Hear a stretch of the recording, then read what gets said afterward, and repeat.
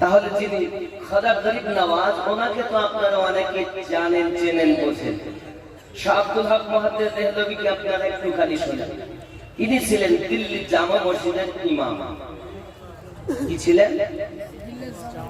দিল্লি জামে মসজিদের ইমাম। ওনার অভ্যাস ছিল উনি জুমার নামাজ পড়াতেন, ইমাম ছিলেন তিনি।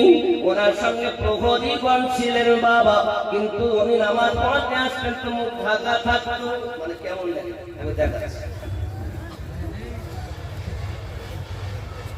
প্রহরীগণ হাত ধরে নিয়ে আসতেন, ওনার মুখ কেউ দেখতে পেত। এটা ছিল ওনার অভ্যাস। একদিন এক মুসল্লি প্রশ্নই করল, হুজুর মানে আপনি আমাদের ইমাম, কিন্তু জীবনে তো আপনাকে দেখলাম না। আমি আপনার মুক্তাদি, প্রতি জুমায় আপনার পিছনে ইক্তেদা করি, কিন্তু আমি আমার ইমামকে চিনলাম না। যদি দয়া করে একটু আপনি চেহারাটা দেখাতেন। আব্দুল হক মুহাদ্দিস দেহলভী রাহমাতুল্লাহ আলাইহি বলেন, বাবা সামনের জুমাতে তুমি আসবে। এ বেটা বাড়ি গেলে ঠিক শুক্রবার যখন এসেছে, আগে ভাগে গোসল করে জামা কাপড় পরিধান করে প্রথম কাতারে বসার জন্য মসজিদ দিল্লিতে উপস্থিত হয়েছে। আব্বাজি আমার, যখন উনি আপনার কিনা কাতারে বসে আছেন, দিল্লি জামা মসজিদের ইমাম শাহ আব্দুল হক মুহাদ্দিস দেহলভী রাহমাতুল্লাহ আলাইহি প্রতি জুমার যেমন নিয়ম, উনি মুখমণ্ডল আপনার ঢেকে প্রহরী হাত ধরে ওনাকে মুসাল্লার কাছে নিয়ে আসতেছেন। কিন্তু ওই বিগত জুমায় প্রশ্নকারী আজ প্রশ্ন করতে, হুজুর मैं आ गया हूं, হুজুর আমি এসে গেছি। শাহ আব্দুল হক মুহাদ্দিস দেহলভী রাহমাতুল্লাহ আলাইহি প্রথমে যায় নামাজে গিয়ে দাঁড়ালেন। দাঁড়ানোর পর উনি জিজ্ঞাসা করছেন, প্রশ্নকারী কই? উঠে দাঁড়িয়ে গেছে, হুজুর লাব্বাইক, আমি উপস্থিত, আমি হাজির, আমি এখানে। আব্দুল হক মুহাদ্দিস দেহলভী রাহমাতুল্লাহ আলাইহি বললেন, বাবা মেম্বারে রাসূলের উপরে বসো। সঙ্গে সঙ্গে আপনার হাত জড়ো করে দিয়েছি। ইমাম সাহেব, আমাকে অপমানিত করবেন না, আমাকে লাঞ্ছিত করবেন না, আমাকে আপনি মানুষের কাছে ছোট করবেন না। আমার এতটা জ্ঞান নাই, আমার এতটা ইলম নাই যে আমি মেম্বারে রাসূলে বসতে পারি। হুজুর আমার এতটা জ্ঞান নাই, আমাকে ক্ষমা করুন, আমাকে মাফ করুন।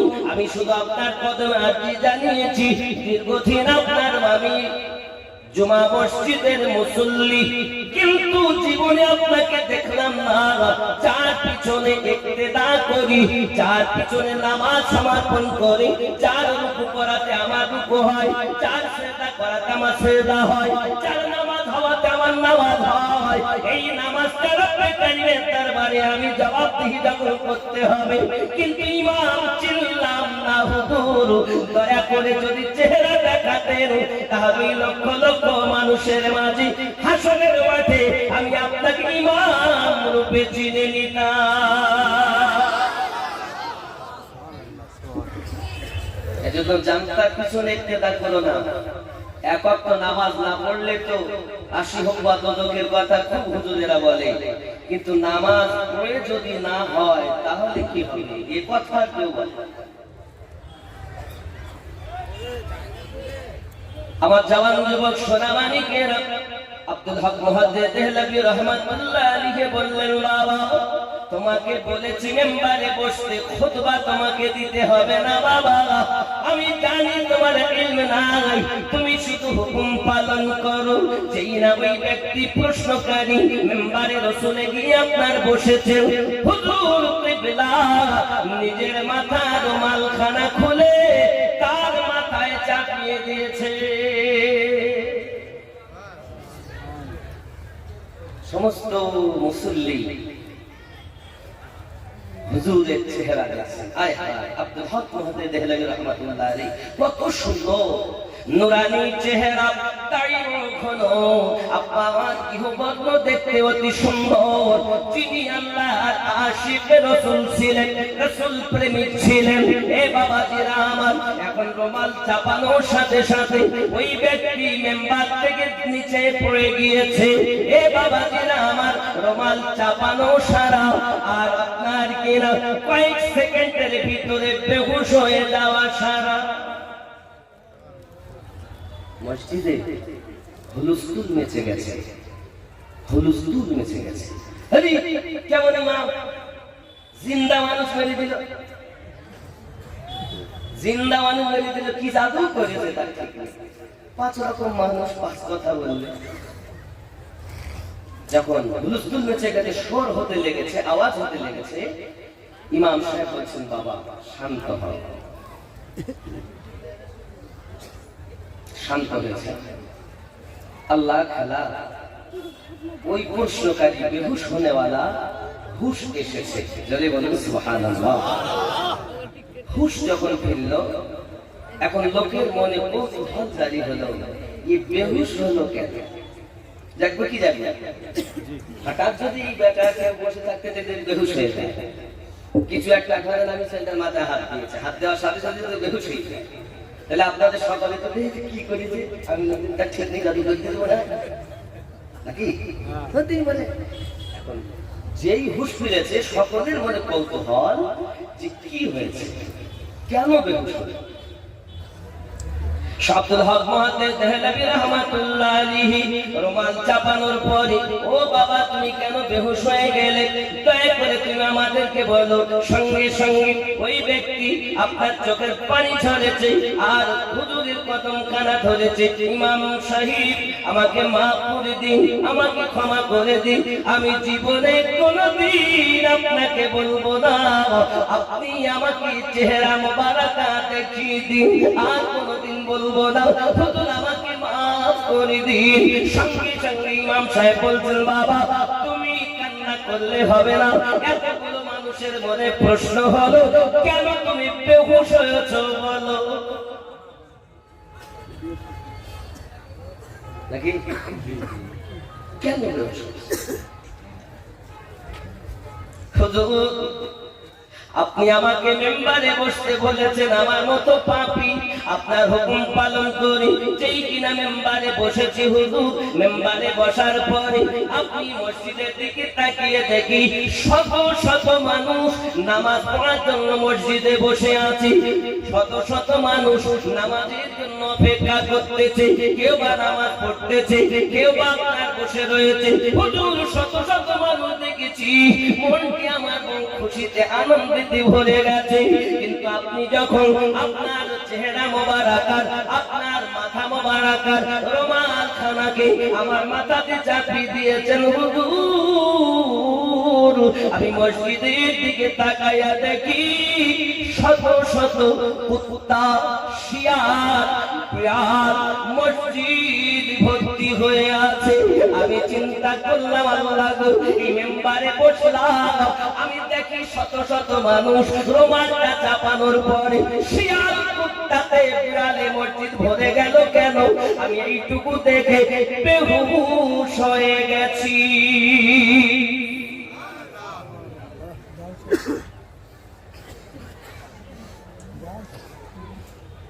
রব্বুল আলামিন পবিত্র কোরআন মাজিদের 7 নম্বর সূরা, সূরাটির নাম সূরা আল আরাফ, আয়াত নাম্বার 178 ও 79। আল্লাহ পাক রব্বুল ইজ্জত ঘোষণা দিলেন, বিসমিল্লাহির রহমানির রহিম, মান ইয়াহদিল্লাহু ফাহুয়াল মুহতাদি ওয়া মান ইউদ্লিল ফাউলাইকা হুমুল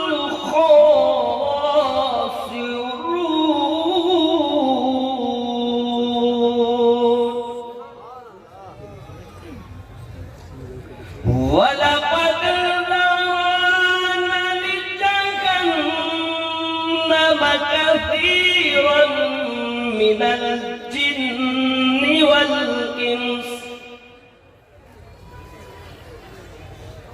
হাই হাই,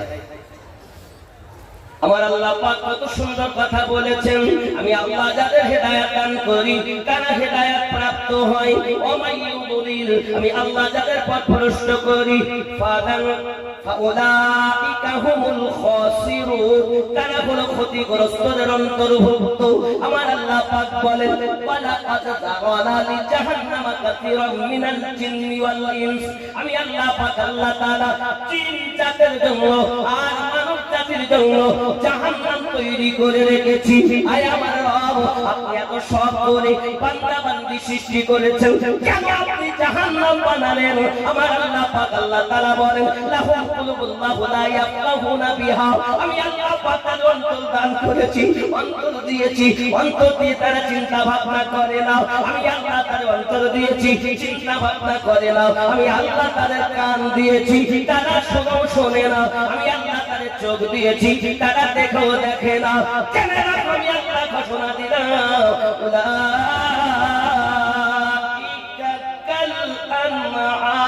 তারা হলো চতুষ্পদ জন্তু সমাতুল্য, তার থেকে নিকৃষ্ট। বোঝা গেল এই মানুষ শুধু হলে হবে না, এই মানুষকে আল্লাহ পশু বলেছে।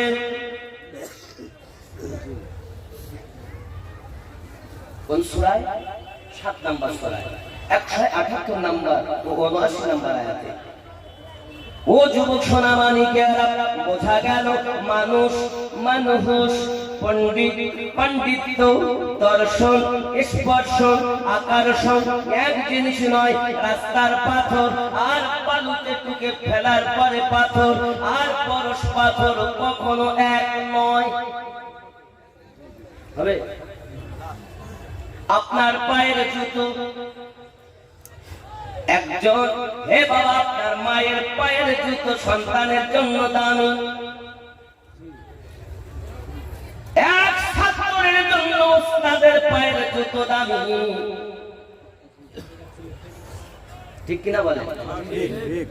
ছাত্র যদি ছাত্রের মতো হয়, ওস্তাদের জুতাকে পর্যন্ত সম্মান দেয়।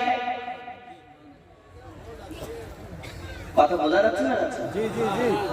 আব্বাজি আমার সোনা মানিকেরা, ছাত্র যদি ছাত্রের মতো হয়, শিক্ষকদের সম্মান দেয়। হে বাবাজিরা আমার, আর ছাত্র যদি বিয়াদব হয়, শিক্ষক ধরে মার চালায়। ঠিক ঠিক ঠিক। ছাত্র যদি বিয়াদব হয়, শিক্ষককেও পড়ে তো মোটে না। দেখো আমার নাম্বারটা যদি ঠিকঠাক না হয়, তাহলে রাস্তায় গেলে ফুটুস। শিক্ষক দেখতেছে আমার আর খোঁচা মারলেই যখন হয়, জীবনটা তো বাজবে। এখন হলো খোঁচা মারা পাস, ভয় কল্লা ভয় কারল পাস। ও আমার জওয়ান যুবক, বোঝা গেল ভালো ছাত্র যে হয় শিক্ষকের দোয়া পায়, আর খারাপ ছাত্র যে হয় ওস্তাদের বদদোয়া পায়, খোঁচায় পাস। ঠিক বুঝতেছেন না? ও জওয়ান যুবকেরা আমার, এখন ভালো সন্তান যদি হয়, পিতা মাতার সম্মান জানায়, আব্বা মায়ের দিকে মায়ার নজরে তাকায়। সন্তান যদি খারাপ হয়, মায়ের দিকে গরম নজরে তাকায়, ধরে ধরে মারে, মাকে খেতে দেয় না, বাপকে খেতে দেয় না। প্রিয় নবী হাদিস শরীফের ভিতরে জানিয়েছেন, উম্মাতানেরা জেনে রাখো, জেনে রাখো, প্রতিদিন সকালবেলা সারাদিনের মধ্যে যদি কোন সন্তান দয়ার নজরে মায়ার নজরে নিজের মায়ের দিকে তাকায়, আল্লাহ পাক আল্লাহ তাআলা তার নামায়ে আমলে মাবরুর হজের সওয়াব দিয়ে দেয়। জওয়ান যুবকেরা, আব্বা জানের দিকে তাকালে হজের নেকি পাওয়া যায়, মায়ের কদমের দিকে তাকালে কবুল হওয়া হজের সওয়াব পাওয়া যায়। আমি আমিনুদ্দিন 5 লক্ষ টাকা ব্যয় করে মক্কা মদিনায় হজ করতে চলে গেলাম। হজ কবুল হতে পারে নাও পারে, নবী আমার মিশকাত শরীফের ভিতরে গ্যারান্টি দিয়েছে, তুমি যদি তোমার মায়ের দিকে মায়ার নজরে তাকাও, আমি নবী গ্যারান্টি দিলাম কবুল হজের সওয়াব। সন্তান ভালো হলে তো মায়ের দিকে তাকাবি, মায়ার নজরে। আর সন্তান যদি খারাপ হয়, বউকে নিয়ে পালাবি, খেতে দিবি না। হ্যাঁ, খেতে দেবে? কথা বলেন না কেন? বলেন না কেন? খেতে দেবে? ওরে মা বাপের কথা মতো যে জন চলে না, আল্লাহ নবীজির দিদার সে জন পাবে না। হায় রে আল্লাহ নবীজির দিদার সে জন পাবে না। মা বাবার কথা মতো যে জন চলে না, আল্লাহ নবীজির দিদার সে জন পাবে না। মা বাবা অতি আপন, দিন থাকিতে করো যতন। মা বাবা অতি আপন, দিন থাকিতে করো যতন। তিন কথার সাথী পাইয়া ভুলে যেও না। মা আল্লাহ নবীজির দিদার সেজন পাবে না। এখন বউ পেয়ে মা বাবা ভুলে গেছে, কিন্তু ভালো সন্তান মায়ের পায়ে দেওয়া জুতাকেও পর্যন্ত পা ঠাকায় না। কারণ আরে মায়ের কদমে কদম বুসি করলে জান্নাতের চৌখাটে চুমা দেওয়া নাকি পাওয়া যায়। আরে বাপকে যদি কষ্ট দেই জান্নাতে ঢুকতে পারবো না, আর মাকে যদি কষ্ট দেই জান্নাত পাবো না। মায়ের কদম নিচে জান্নাত, বাপ জান্নাতের দরওয়াজা। হলো ভালো সন্তানের উপদেশ, ভালো সন্তানের কাজ। আর খারাপ ক্যারি করে না। আপাজি আমার সোনামানিকেরা, ঠিক তদরূপ ভাবে আপনাকে আমাকে বুঝে নিতে হবে। ভালো যে আল্লাহওয়ালা হয়, তার কাজ হলো আল্লাহওয়ালাদের সম্মান করা। ঠিক নেই? ও যুবকেরা আমার, এক ইট আপনি ভাটা থেকে কিনে এনেছেন, কিছু ইট দিয়ে ঘর তৈরি করেছেন, আবার কিছু ইট আপনি পায়খানা ঘরে টয়লেটে ব্যবহার করেছেন। একই ভাটাতে তৈরি ইট আবার কিছু এনে মসজিদ তৈরি করেছেন। আপনারাই বলুন, ওই ইটগুলো একই সাথে একই ভাটাতে এক ভাবি তারা গরম হয়েছে, একভাবে তারা পড়েছে। এ বাবাজি আমার, ওই ইট এসে মসজিদে তার উপরে মানুষ সেজদা দেয়। এই ঘরে এসে মানুষ আপনার কিনা টয়লেট করে। বোঝা গেল জায়গা যেমন সম্মান তেমন। ঠিক নেই?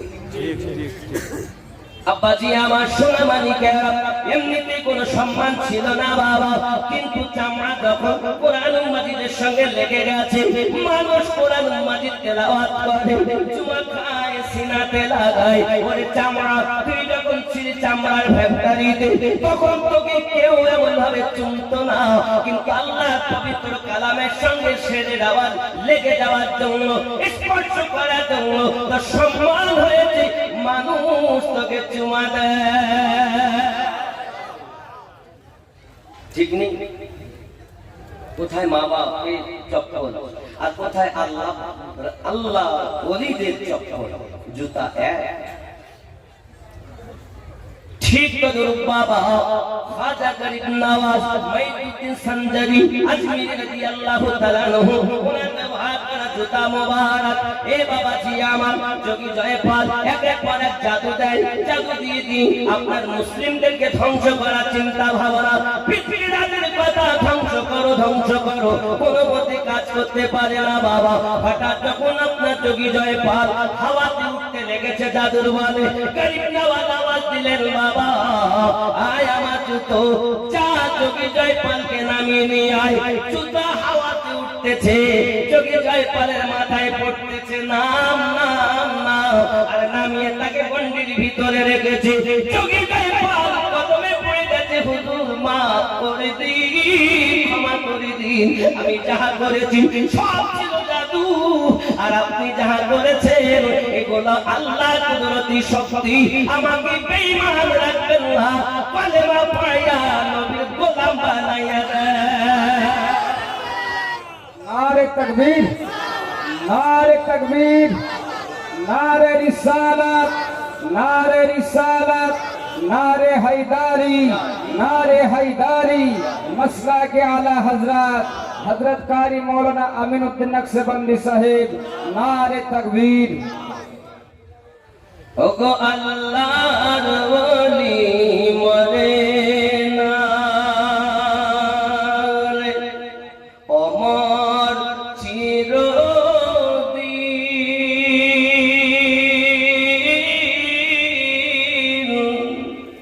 তাদের দেহ খায় না মাটি, ছয় না রে জমিন, সশরীরে ঘুরে বেড়ায় জমিন আকাশ পিছে।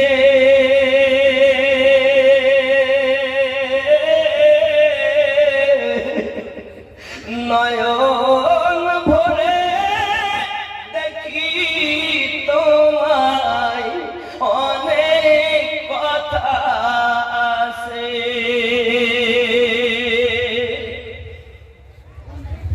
আল্লাহর বলি মাজার থেকে দেখতে সবই পান,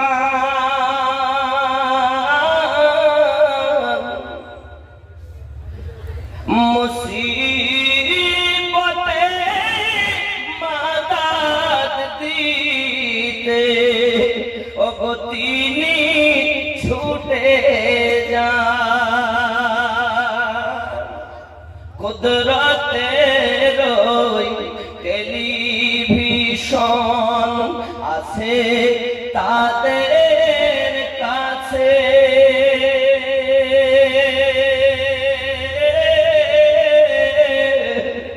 নয়ন ভরে দেখি তোমায়, অনেক কথা আছে। কোথায় আছো হুজুর ওয়াহারি, এসো মোদের কাছে।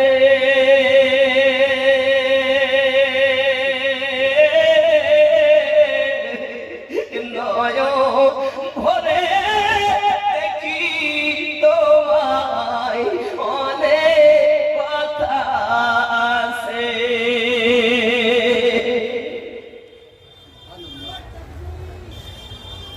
আল্লাহর বলি নাই ভয় ডর, দুনিয়া আখিরাতে।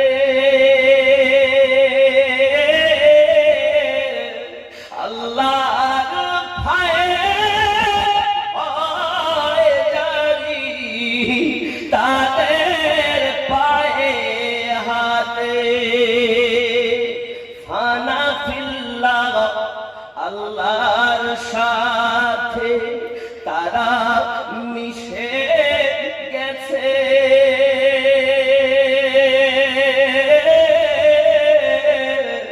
নয়ন ভরে দেখি তোমায়, অনেক কথা আছে। জোরে বলুন।